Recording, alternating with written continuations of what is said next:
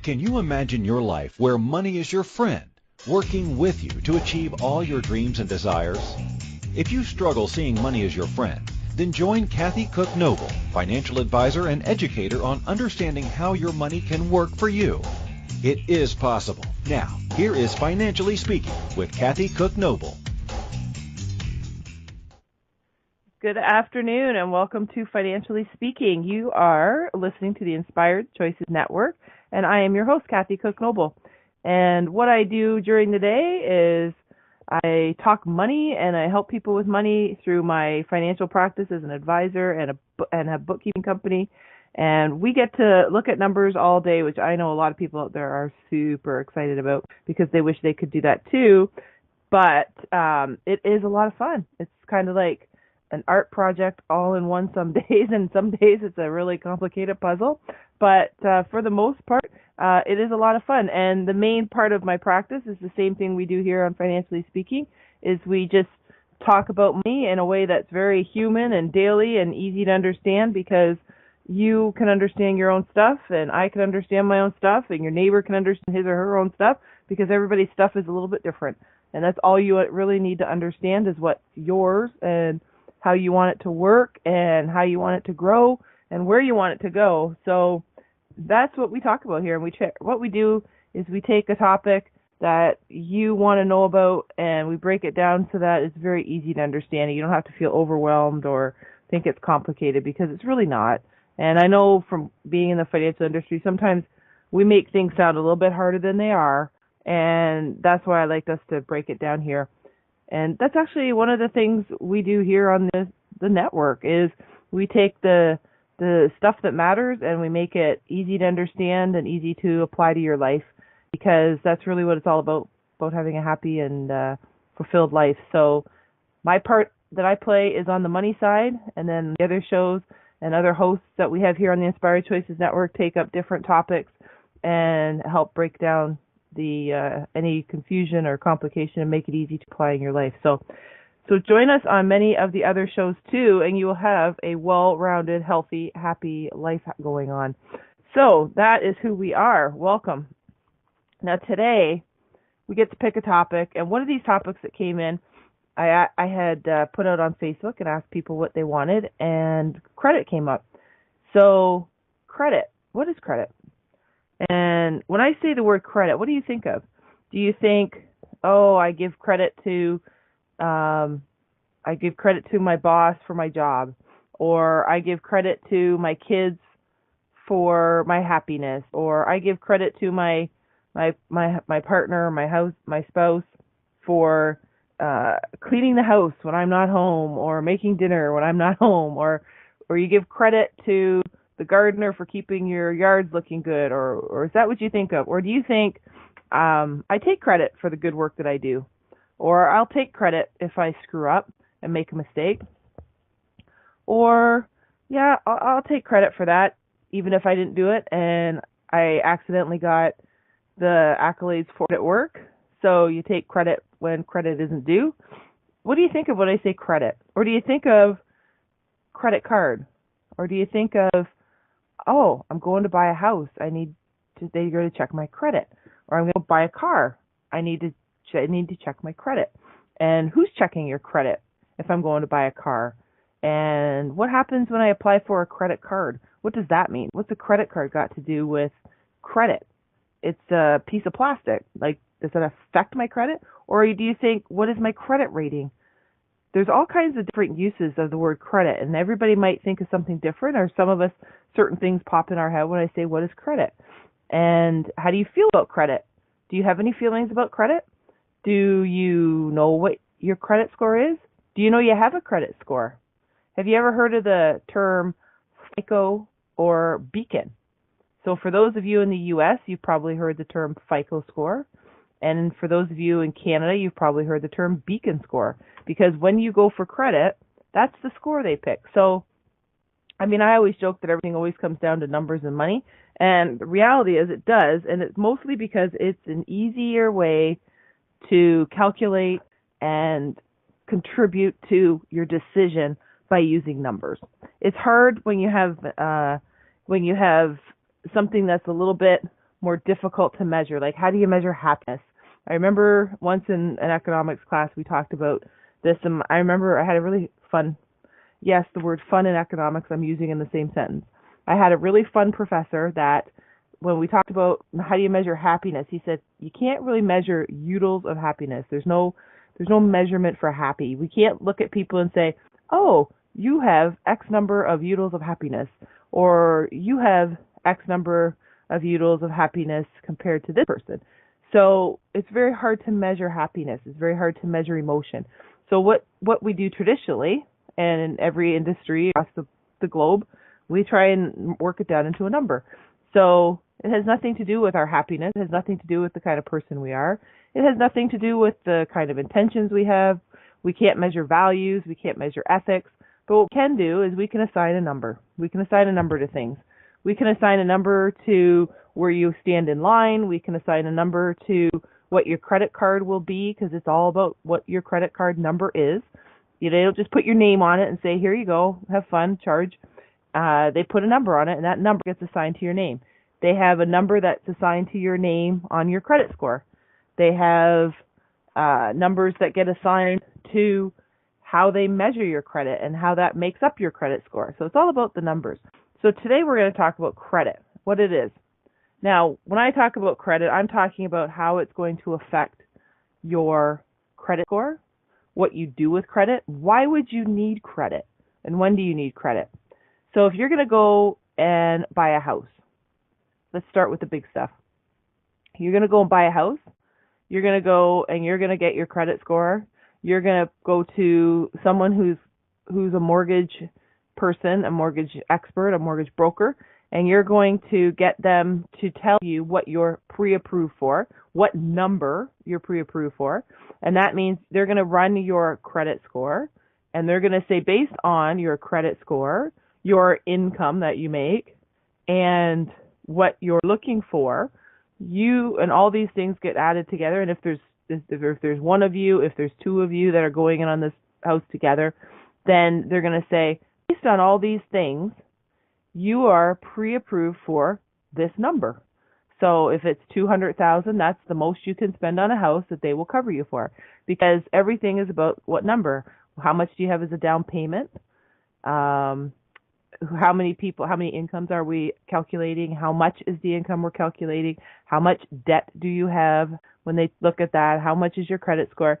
So when we go and buy a house, they look at all these numbers, and then they tell you another number, and that's what you qualify for.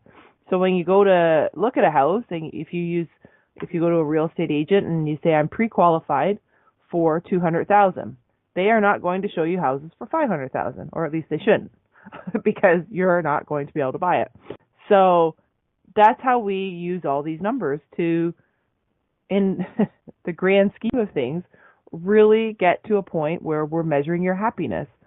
So we're going to go and use all these numbers, and we're going to buy our house, and we are going to be so happy because we've now purchased either our dream home or our first home or our house that we've upgraded to because we've expanded our family, or the house that we've downgraded to because we've got the kids out of the house and our family's gone back to just the two of you.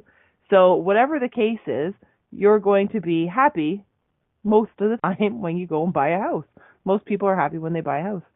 So that's one use of credit. So they're going to check your credit, and they're going to say, this is what you're going to qualify for. And qualify means this is how much money I'm going to give you to loan you so that you can buy this house, and then you're going to pay me back over so many years. That's really what a mortgage is, right? And then there's different kinds of mortgages, and I think we've talked about that actually quite a while ago. So we should probably talk about that again, because people ask me. I talk about mortgages almost daily, actually. I don't do mortgages. I just deal with people and their finances, and that means I'm dealing with people with mortgages. So I get asked a lot about the different kinds of mortgages and different ways they can save on interest and save on money and so forth. So that's a different kind of show, but there are different kinds of mortgages out there, and we'll talk about those another day. So when we talk about credit, we're also talking about do you have, and you'll see this advertised, especially on car dealers' lots where it's a good credit or bad credit. So what is good credit. Good credit, when they say, what's your, do you have good credit? They're really just asking you, is your beacon score a certain number? So if your number in Canada, your number is going to be upwards of between 300 and 900. And they're going to tell you that between, well, they're not actually going to tell you. Let me back up for just a minute. They're not going to tell you this is a good score, this is a bad score. What they're going to tell you is, based on your credit score, we're going to do this or we're going to do that, or you're going to get this interest rate, because that's what they use your credit score for, is to say, oh, well, if your credit score is an 850, for example, we're going to give you 2% on your car lease or car purchase for financing. If your credit score is a 650, we're going to charge you 10%. So you can see how they say your credit score increases your risk level or decreases your risk level. So that's what your credit score does. Now, in Canada, this is very, very similar to the United States. So if you have a FICO score, it's the exact same thing. A higher FICO score means better credit. A lower FICO score means not so strong credit, and it's going to affect the interest rate. If anything, it just affects the interest rate. If the credit score is really too low, then it will affect whether or not you even get approved. So that's really what your credit score does. And it's broken into about 5 categories in Canada. So you'll have they'll look at it, they'll say, what's your credit score? And if you're between this category, the lowest category of 300 to 692, then they'll say you're approved for this or you're not approved at all, or you need to get your score to this and then you will be approved. If you're between 833 and 900 in Canada, which is very similar to the United States too, that's the category where you pretty much write your own ticket, because that's the top category you can be in for your credit score. And they will say, we can give you the best interest rate, we can give you the best terms, we can approve you for another house, another car, another credit card. They basically throw money at you at that credit score. So that's the difference when we talk about credit scores. Now, what about the credit scores?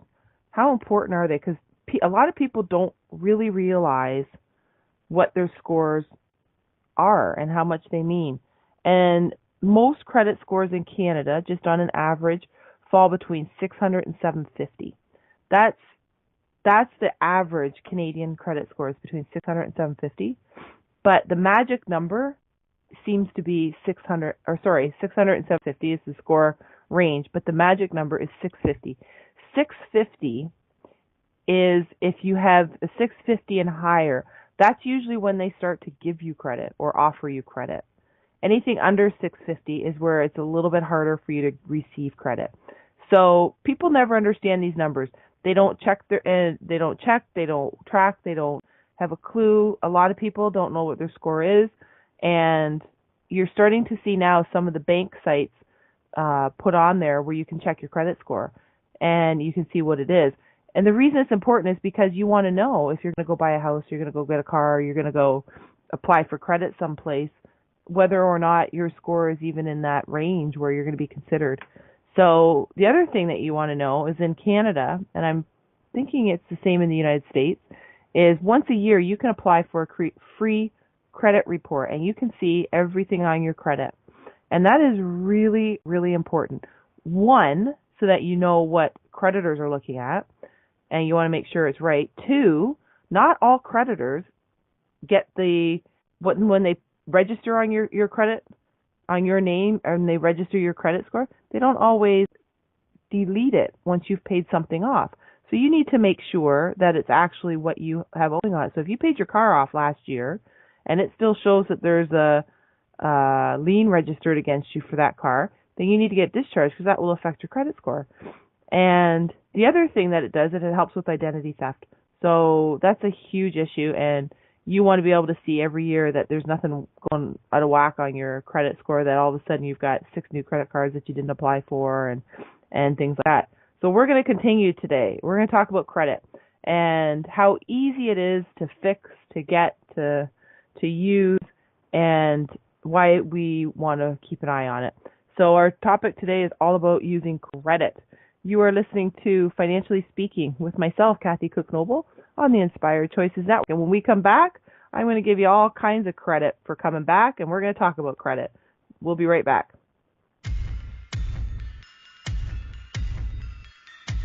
Too many of us get caught up in the unreal lives of reality television and complete to acquire stuff, which is setting us up to accumulate lots of debt. We're scared, confused, and don't know who to talk to. By tuning into Financially Speaking radio show with financial advisor and educator Kathy Cook Noble, you'll learn tips you can use to improve your financial health, which in turn can improve your overall health and make for a very happy life. Live a life you can afford and enjoy. It is possible. Listen for Financially Speaking radio show every Monday at 4 p.m. Eastern Standard Time, 3 p.m. Central, 2 p.m. Mountain, and 1 p.m. Pacific on InspiredChoicesNetwork.com.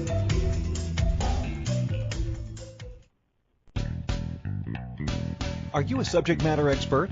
Are you here to share your expertise with an audience waiting to hear from you in only the way you can deliver? Are you ready to have your voice amplified across the airwaves? Inspired Choices Network has a global radio platform streaming to millions of people across the world. Professionally produced and supported by an accomplished team every step of the way, you can broadcast from anywhere in the world, knowing your voice matters, and we ensure it is delivered with ease and efficiency. Eager to hear your message, the world awaits. Contact us today to become an Inspired Choices Network radio host. Email becomeahost@inspiredchoicesnetwork.com.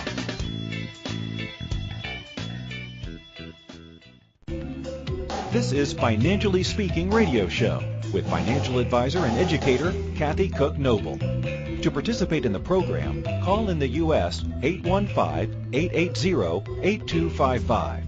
Canada 613-800-8736, or Skype us at Inspired Choices Network. You can also make the choice to ask or comment by email by sending to Kathy@bookkeepplus.ca. Now back to the program. Welcome back, everyone. I'm Kathy Cook Noble, and you are listening to Financially Speaking on the Inspired Choices Network. And today we're talking about credit. All kinds of credit, what it is, what you think of when I say the word credit. Does it give you tingles of excitement, or does it make you cringe and want to cry? Is it something you think of getting, or is it something you think of giving? So there's all kinds of different connotations of the word credit, and today we're going to talk about it. And I'm going to talk about it mostly from a financial perspective. So whether or not you're going to use credit, get credit, or go borrow for credit, all those different things that we relate money to. So let's talk about credit. What do you use it for? So if you're in your early 20s, this is the best time for you to start to learn about credit. If you're in any age over 20, then this is a great time for you to learn about credit, because you can always learn about credit, and you can always use some advantages to learning about credit to either fix it, or to improve it, or to go and receive credit if you're trying to buy a house and you're in your 30s or so for the first time, and you need to understand about what you're getting involved in. So people use credit all the time, every day for different things. But most people don't understand what it means with credit. That means you're borrowing money. So if I give you credit at my store, for example, that means I'm allowing you to take a product or service without giving me cash, but instead you're giving me the promise to pay. And that's your credit. So a credit card company that gives you a credit card is saying, I will give you the ability to charge to this little plastic piece here with the promise that you're going to pay me back. Now, if you don't pay me back, what's going to happen? Well, I'm still going to let you use it and charge it, but I'm just going to charge you interest. And interest is the cost of borrowing money. Now, I'm not even going to get into how I feel about the interest rates that they charge, because it's nasty, and the law has set in Canada that you can't go over a prescribed rate of interest, and they all hit that prescribed rate of interest. But anyway, and it's all in small print, and it's all in these little tiny 3 folds that come in the card that I don't know anybody that's ever read. So let's just I won't get into my personal opinions on that, but we will just talk about the credit, okay? So some what happens with credit? So you go and apply for credit. You go and apply for a house. We talked about that before the break. You're going to get it. They're going to check your score. They're going to check how much you owe. They're going to check your debt ratio, which is how much access to cash you have to how much you have actually used up. So they're going to check that debt ratio. And then they're going to say, hey, you qualify, you don't qualify, you qualify for this much. You'll qualify for this much more if you change this one thing on your credit score, or you don't qualify, but if you do this, then we'll get you qualified. So there's all kinds of combinations of how credit can work. That's why it's not just a straight line. So this is one thing I think that everybody in their 20s needs to understand before they get out there and get themselves in trouble. Because I've seen a lot of really young people declare bankruptcy, which is a whole other topic and a whole other level of opinion that I have. But they do that because they don't know. They get out of school, they got student debt typically, and then all these credit card companies start throwing credit cards at you. And here you are working, trying to get a job, starting to pay off your student debts, and then living off a credit card with the highest interest rate possible. And then what happens? They get in trouble, and then they go see certain people, and they just, we'll just make it all go away, and there you go. Like it's some magic formula. But it doesn't work that easy because all that affects your credit too. So that, again, we've got so many shows inside the shows, don't we, that we could talk about, because there's just so much. And I see where people get excited or confused about the financial stuff because they make it so hard and so complicated. But we just break it apart and say, how does this affect you? So let's talk about your credit score. And let's talk about probably credit cards are the biggest one for people. So when we talk about credit cards, that is where a company goes and gives you that little piece of plastic and you charge it. Charge means you have to pay for it later, okay? It doesn't mean that it's free. It doesn't mean that it's going to be, if you charge $100, it's going to be $100. If you don't pay for it on time, it's going to be $100 plus interest.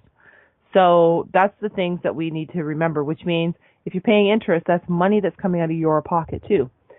So let's talk about, in Canada, there's a place called the Financial Consumer Agency of Canada, and they talk about how you can improve your credit score. So let's talk about how we can improve our credit score first, and then we'll talk about different ways that we can check it and make sure that we are on top of it all the time.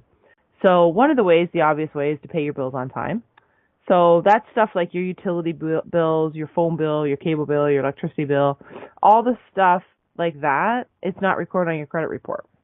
Now, some cell phone companies do. Actually, I'd say most companies do. So here's the thing. If you pay all those ones on time, that's great, but it doesn't affect your credit. So good for you, but they don't care when it comes to credit. Isn't that funny? Now, your cell phone, that I've seen a lot of those where people get in trouble with the cell phone because they've been late or they moved to a different carrier and they didn't pay the last bill or whatever the case is. They report. And when I say they report on your credit, that means they actually register a mark where they say every month you pay on time and you get a rating of an R1 is what it's called, which means you're good. Yay, you're super cool. You pay on time and you're their favorite customer because you don't owe them any money, and that gives you a good score. If you're one don't pay on time or you're late, you get a score that's between an R2 and an R, won't be an R9, that's on a bankruptcy, but say an R2, R3, R4, R5, whatever the number is. So that makes your credit score a little bit worse. So those guys, the cell phone companies, they report. So reporting agencies are what affects your credit. So you want to know what your credit company, whether it's through your cell phone or through your credit card, whether or not they're a reporting company. You want to know if your car dealer, if you go and lease a car or rent a car or buy a car, finance a car, do they report on your credit? Because if they do, and you're really good with your payments, that will help make your score go up. If they don't, that's fine, but it's not going to help your score. So if we're talking about trying to fix a bad score or even get credit because you're just out of school and you have no credit, then you want to know who's reporting to the credit bureau or the credit company. So there's two main ones, TransUnion and Equifax. And those guys are the ones where companies will pull your credit score to see what it is. So those are the big two. And those are the ones that you want to know, are you recording are you reporting to these companies? So when you find out who's reporting, you want to make sure those get paid really quickly and on time, because those are the ones that are going to affect your credit score. And I'm not saying you don't want to pay your other bills on time.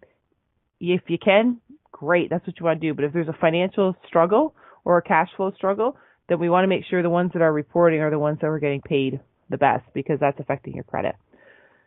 So you want to make sure they're paid by the due date. So a credit card company sends out your card statement, or you go online, you download it, as more likely is the case, and they say, hey, it's May 30th, and your credit payment is due June 20th. So you have 20 days to pay it. Make sure it's paid by the 20th, or they'll start charging you interest, and then they'll log you as being late, which will affect your credit score. So if you aren't able to do it, make sure you at least pay the minimum amount shown on your card statement, because that won't have as big an impact on your credit either, because you're paying what they have agreed in terms with you to pay, which is the minimum amount.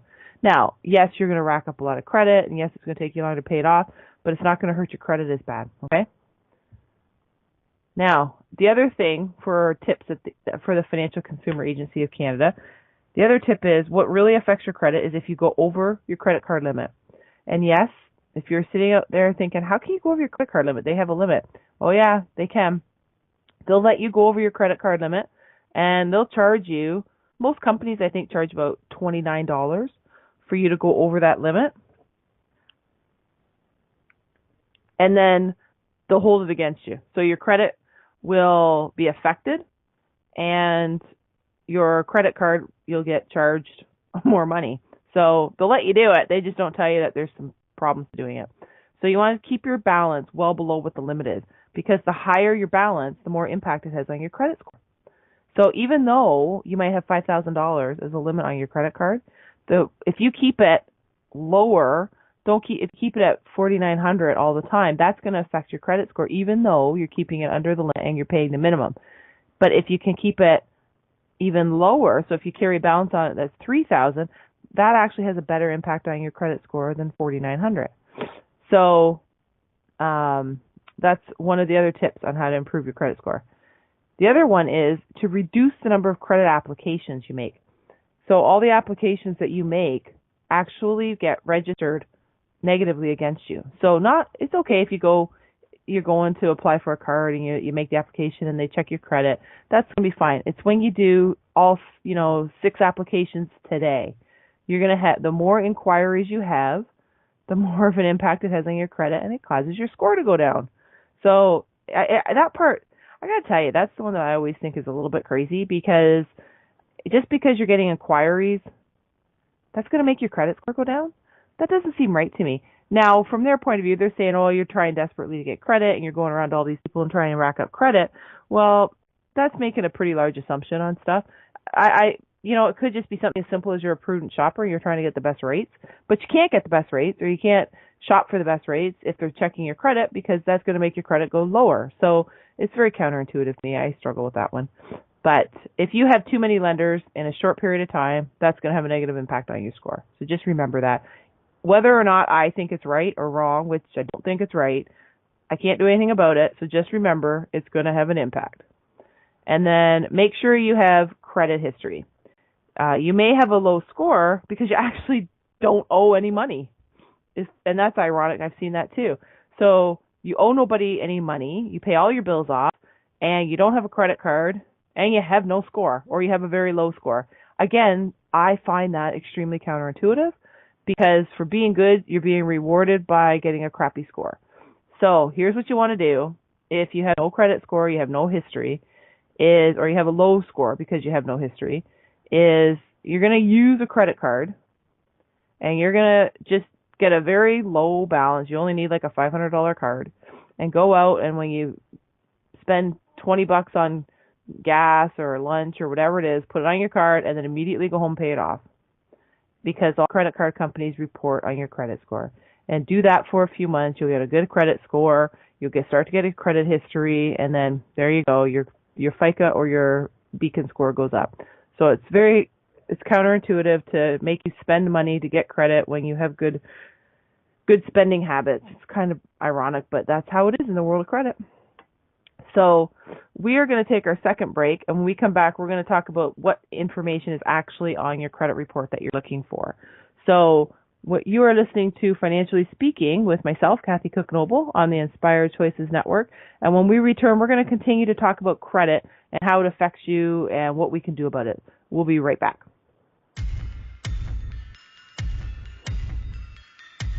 Too many of us get caught up in the unreal lives of reality television and complete to acquire stuff, which is setting us up to accumulate lots of debt.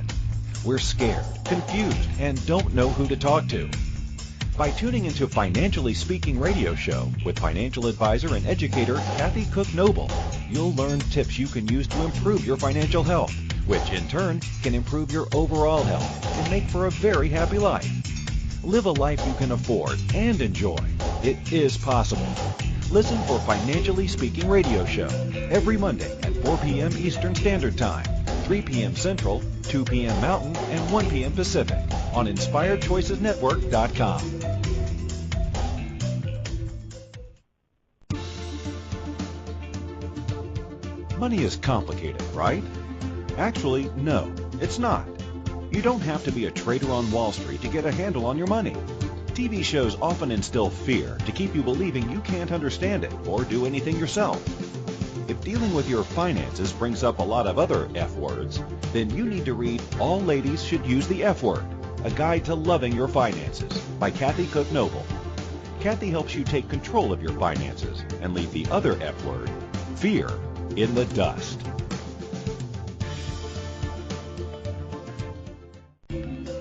This is Financially Speaking radio show with financial advisor and educator Kathy Cook Noble. To participate in the program, call in the U.S. 815-880-8255, Canada 613-800-8736, or Skype us at Inspired Choices Network. You can also make the choice to ask or comment by email by sending to Kathy at bookkeepplus.ca. Now back to the program. Welcome back, everyone. I am Kathy Cook Noble, and you are listening to the Inspired Choices Network, and you're listening to Financially Speaking, and we're talking about your money, how you understand it, and what it can do for you. Before we went to break, we were just talking about credit scores and how they get reported and how your credit, what shows up on your credit report, and why it's important, and how some weird little oddities are in the system of credit, which I find counterintuitive, some of them. But anyway, so what is your credit report? So say you pulled your credit report, or somebody, you go out and you apply for credit and they get a report on you. What's it show? It's going to show if you've had any NSF. We've heard probably the NSF term before. It's non-sufficient funds.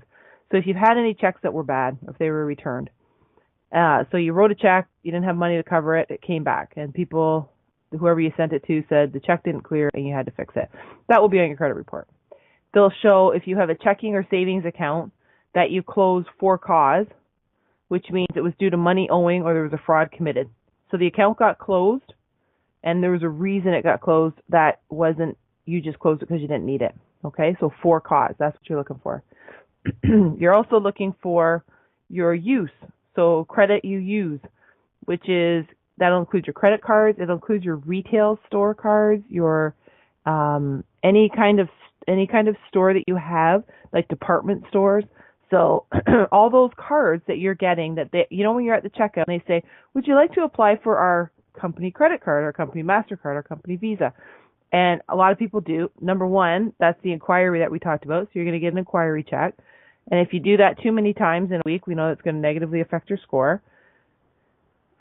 Secondly, that's also going to be registered now on your credit, saying that you have a credit card with this retail store or company, and how much the limit is, and whether or not you're paying on time, and whether or not your account has been closed.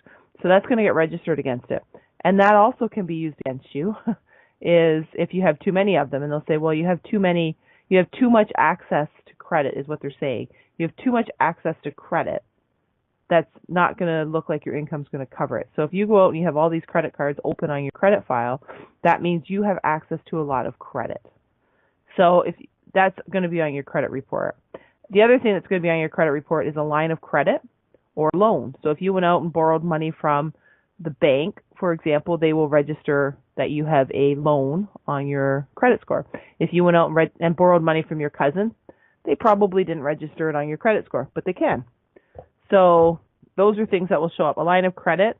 Anybody that has a line of credit, typically at the bank, they'll give you a personal line of credit of $5,000 or $10,000, and that will also show on your credit report that you have a loan or a line of credit and whether or not you have any money on it. The other thing that's on your credit report is going to be a bankruptcy or a court decision against you that relates to your credit. So if you had judgment against you because somebody sued you, you owed the money, then that will get registered on your credit report saying that there's a judgment against you that you owe somebody money. Any debts that are sent to a collection agency show on your credit report. So I'll tell you the big one I see is the cell phones. So if you don't pay your cell phone bill and the cell company sends that to a collection agency to try and collect the money, that will be registered on your credit score. And guess what? That brings your credit score down. Any inquiries from lenders and other people who have requested your credit report in the last 3 years. So it will show you the last 3 years of inquiries. So if you went around, say this year is the year you're trying to get a car loan to buy a car, and you're going around to different dealers, different banks, different facilities that do lending and saying, hey, I want to buy a car. How much money will you lend me to do that? They're going to run your credit, and they're going to say it's going to be this amount. You're going to see that on your credit score. So 3 years from now, you're going to see all those places you went to that you went to ask for credit on your car. So that'll still show for 3 years on there. You'll also have on there any registered items like a lien against a car. So what that means is that if somebody registers a lien against your house, against your car, against your business, against any asset you own, like if it's a tool or a trailer or a motorhome or boat, whatever, a lien that gets registered against that. That means that somebody has a financial interest in it. They have it registered legally with the courts because you owe them money, and if you don't pay them, they have a right to go seize it. That's what that means. So if you have any liens, and if you have leased or bought a car under financing, there will be a lien registered against it until it's paid off, and that lien will show on your credit report. So if I go out and pull your credit report, it will say you have a lien against, ABC company has a lien against your car because they're the actual owner of it. So that's, any liens will show up. Any remarks, including consumer statements. So if there's a fraud alert or an identity theft. So the credit report isn't just about whether or not you have good credit, bad credit, what's your credit score. Yes, it's going to tell you all that. Yes, you want to see that every year. And like I mentioned before, you can get a free copy of your credit report every year. But the other thing is you want to also see the fraud alert or any identity verification alert. So if somebody tries, in this day and age, it's so easy to do, and we've heard all kinds of horror stories about it. And there's companies out there that protect against your credit by having in the membership. They watch it. They give you an alert if something happens. But if you run your credit report every year and you just get that, you say, okay, yes, I owe that car. Yes, I still have that car that I'm leasing or financing. Yes, I still have, the house that has a mortgage on it. Yes, I, still have that debt that I owe the cell phone company or whatever. And then you start to see stuff. No, that's not, I don't have that, or no, that's not me, or no, I didn't apply for that. That's when you know that there's something not right, and that's the alert that you're starting to see about identity theft or credit. And that's when you really want to get that fixed immediately, because it's so hard to fix after somebody's stolen your identity. They ruin your credit. So that's another good reason why you want to pull your credit every year. So your credit report actually will contain factual information about your credit cards and your loans too. Like when you opened the account, how much you owe, if you make your payments on time, if you've ever missed a payment, if your debt's been transferred to a collection company, if you went over your credit limit. Remember I said they let you go over it, they charge you for it, then they charge you interest on it. It's a crazy system, I know, but it's the reality of it. And it's not an accident that the big banks and credit card companies are making a lot of money in profit, okay? Just remember where it comes from. The other thing it'll show you is your personal information that's available in public records. So a bankruptcy is available for public record. So if I run your credit and you've had a bankruptcy, it's going to show on there. It's going to show that it should hopefully show that it's discharged. And if it doesn't show that it's discharged and it was discharged, you want to get that fixed because that's kind of a big deal. Now, the other thing it'll show you is about identity theft. And that's what we just mentioned briefly, but that's a big deal. So what happens if you suspect your identity has been stolen? Well, in Canada, we have the Federal Trade Commission. And what you do is you can either call them or you can go to identitytheft.gov and report it because you want to make sure that anything from that point on that happens is reported not as you. So it will not be somebody going out to get a credit card, for example, in your name. If there's a credit alert or identity theft alert on your file, then when the lender sends it, they're going to know that they shouldn't approve it because there's some identity issues there. They have an identity theft hotline that you can call, or you can call one of the major credit bureaus and put a fraud alert on your record, like Equifax and TransUnion that we just talked about. And I definitely would do that because you don't want to have your identity stolen. So how do you know if it's been stolen? Well, let's just, it's incredible how you would think, oh, I would know, it's so easy, but it's really not. And you'd be surprised at how good people are at stealing your identity. So if you start to see withdrawals from your bank account that you can't explain, and they're not might not be huge numbers, by the way, if you stop getting bills in the mail, and this was one of I remember hearing about way back when, we had landlines, and I know most people don't have those now, it's all cell phones, but when we had landlines, you used to get your mail billed to you, and it would only come every other month, and you wouldn't notice that, but that was an indication of identity theft, because you don't realize that you're getting it every other month. You think you're still getting it every month, because, did I get it last month? Oh yeah, we'll just pay it, because you're still getting it. So any bills that you normally get in the mail and you stop getting, if a merchant refuses, this was a little bit old because most people don't do checks, but if you had a check and all of a sudden a merchant that you normally write for stops taking your checks, that means something's showing up. If debt collectors call you about debts that aren't yours, it's another reason why you want to check your credit report, because you want to know what's on your report. So if all of a sudden you start getting a call about something that's not your debt, like I'm calling to find out when you're going to pay for your boat, and you don't own a boat, that's a problem. At least you don't own a boat that you know of. If you're unfamiliar with accounts or charges on your credit report. So if you see a credit card on your credit report, and you're like, geez, I don't remember having a card with that company, you want to look into it because that's a sign too. Any medical providers that bill you for services you didn't use, that's more of a bigger one in the United States, but that certainly can happen here in Canada. That's for sure. If your health plan rejects your legitimate medical claim because the records show you've reached your benefit limit, people don't even think about that because how many people track what their benefit limit is? If, in our case, if it's Canada Revenue Agency notifies you that more than one tax return was filed in your name, or you have income from an employer you didn't work for, also a sign of identity theft. Or if you get a notice that your information was compromised by a data breach at a company where you do business or you have an account. So we've heard in the news before about different companies that had security breaches.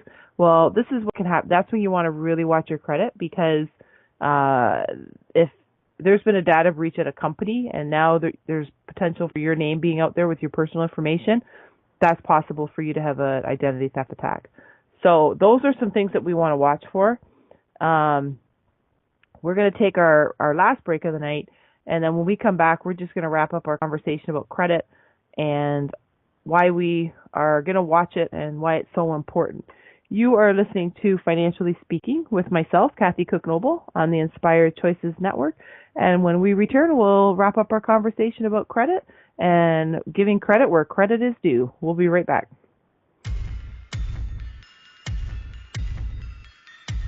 Too many of us get caught up in the unreal lives of reality television and complete to acquire stuff, which is setting us up to accumulate lots of debt. We're scared, confused, and don't know who to talk to. By tuning into Financially Speaking Radio Show with financial advisor and educator Kathy Cook Noble, you'll learn tips you can use to improve your financial health, which in turn can improve your overall health and make for a very happy life. Live a life you can afford and enjoy. It is possible. Listen for Financially Speaking Radio Show every Monday at 4 p.m. Eastern Standard Time, 3 p.m. Central, 2 p.m. Mountain, and 1 p.m. Pacific on InspiredChoicesNetwork.com.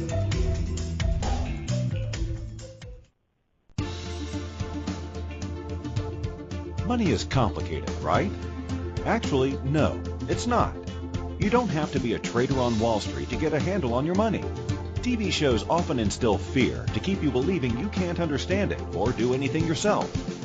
If dealing with your finances brings up a lot of other F words, then you need to read All Ladies Should Use the F Word, A Guide to Loving Your Finances by Kathy Cook Noble. Kathy helps you take control of your finances and leave the other F word, fear, in the dust.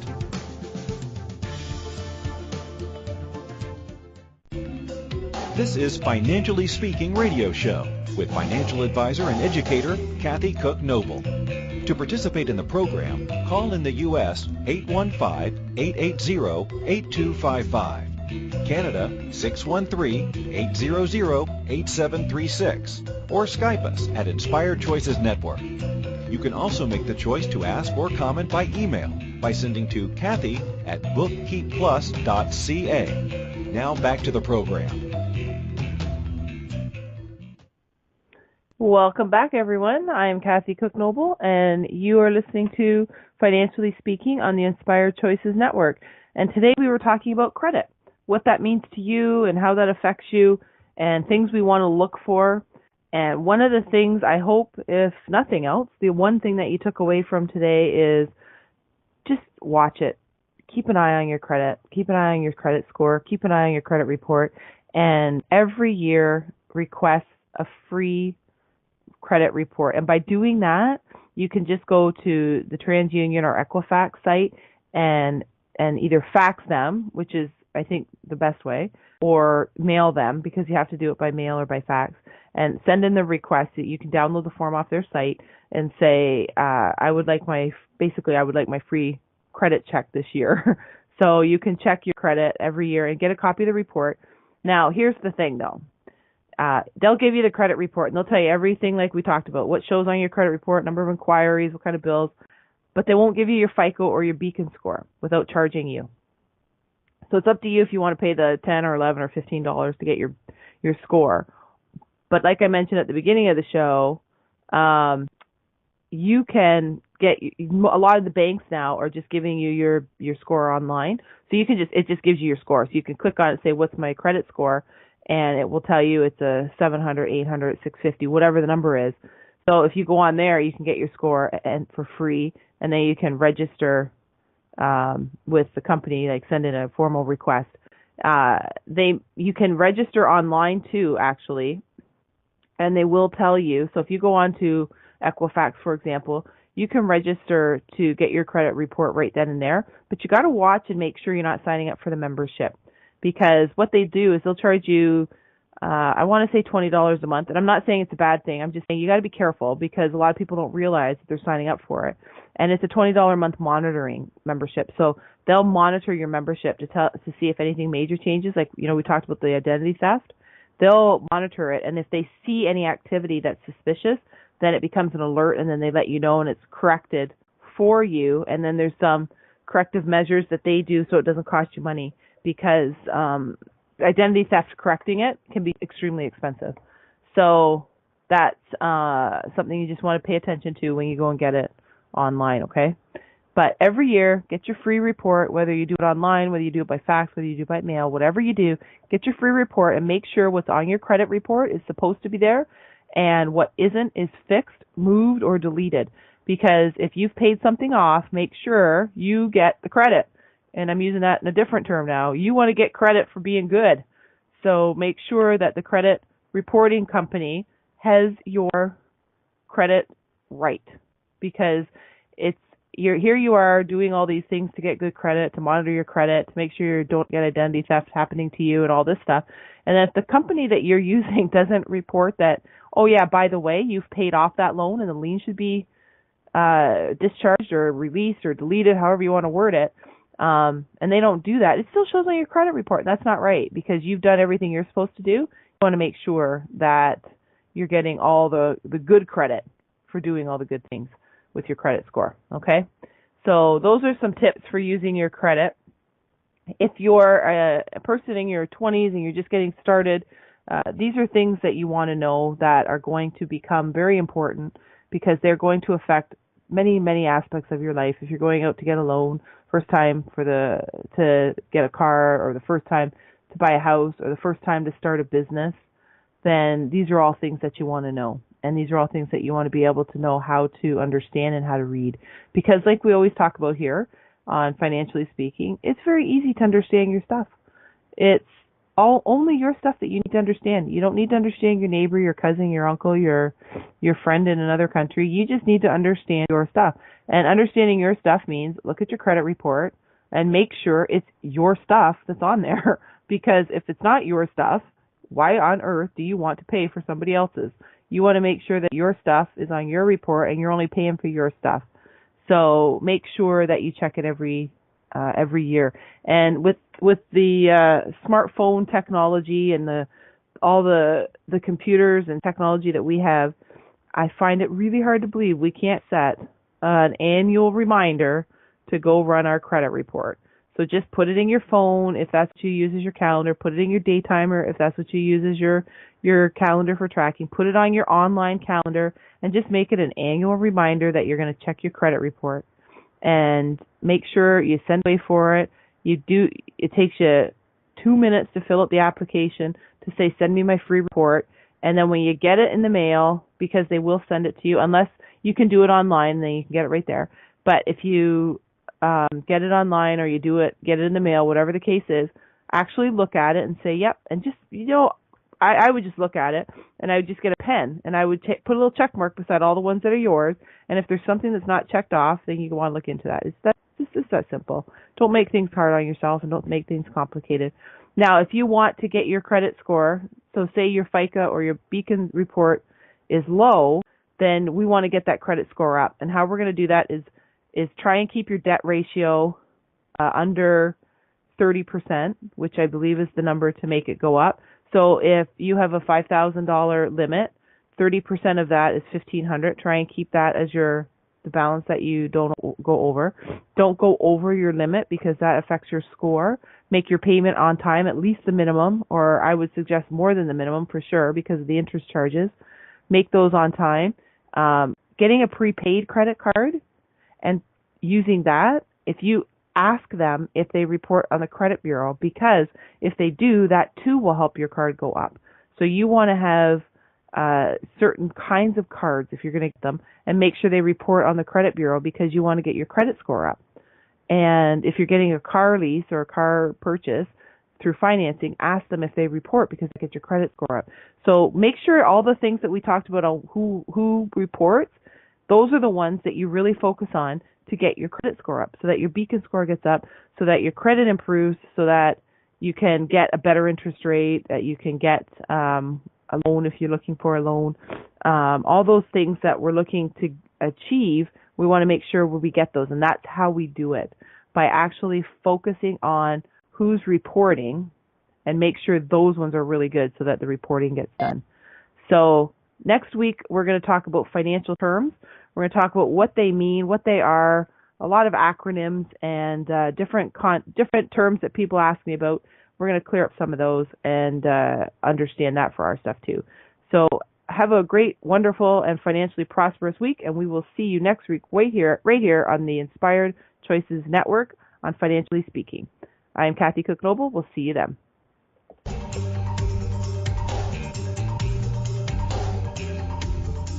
Thank you for choosing to listen to Financially Speaking Radio Show. Kathy Cook Noble will return next Monday at 4 p.m. Eastern Standard Time, 3 p.m. Central, 2 p.m. Mountain, and 1 p.m. Pacific on InspiredChoicesNetwork.com. We hope you'll join us. Until then, have the best week of your life by making the choices that bring you all that you desire.